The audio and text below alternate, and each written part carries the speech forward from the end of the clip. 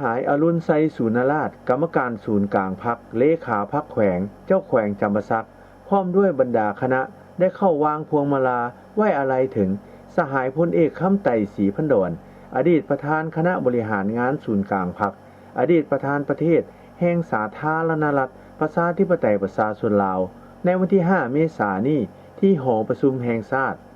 โอกาสนี้สหายอรุณไซสูนราชก็ได้เซ็นปึ้มไว้อาลัยมีเนื้อในคำไว้อาลัยว่าต่างหน้าคณะบริหารงานพรรคแขวงสภาประชาชนแขวงองค์การปกครองแขวงประชาชนแขวงจำปาสักสุดที่โศกเศร้าเสียดายและอาลัยอาวรณ์ต่อการจากไปอย่างบ่มีวันคืนกลับมาของสหายพลเอกคำไต่ศรีพันดรผู้นำที่แสนเคารพรักของประชาชนลาวบรรดาเผ่าผู้นำปฏิวัติที่องอาจกล้าหาญเด็ดเดี่ยวเหนียวแน่นอุทิศเหือแหงและสติปัญญาเสียสละอย่างสูงส่งเข้าในภารกิจต่อสู้ปลดปล่อยชาติในเมื่อก่อนก็คือภารกิจปกปักรักษาและสร้างสาพัฒนาประเทศชาติในปัจจุบัน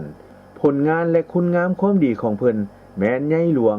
จะถูกจารึกไว้ในหน้าประวัติศาสตร์ของชาติลาวเฮาและอยู่ในความทรงจำของประชาชนลาวบรรดาเผ่าตลอดไปขอให้ดวงวิญญาณของเพิ่นจงไปสู่สุคติด้วยเถิด